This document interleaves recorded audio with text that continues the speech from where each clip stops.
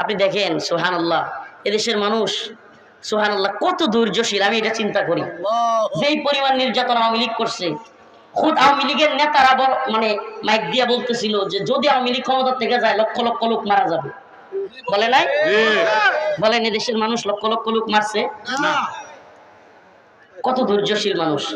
হিন্দুত্ববাদীরা কুপায়া দিনে দুপুরে সাইফুল ইসলাম আলিফ ভাইকে চট্টগ্রামের আদালত চত্বরে শহীদ করেছে।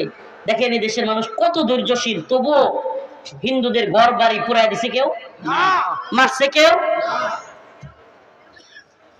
অথচ এই নির্লজ্জরা আল্লাহ না করুক, আজকে গাড়িতে বৈশা আলাপ করতেছিলাম আমার সাথীদের সাথে যে আল্লাহ না করুক এই জুলুম যদি আওয়ামী লীগের উপর হইতো, আর আওয়ামী লীগ এইভাবে অভ্যুত্থানের মাধ্যমে ক্ষমতায় আসতে পারতো, আমাদের একটারও রাখলো না, সবগুলোরে জবাই করতো, একটারও বাঁচায় রাখতো।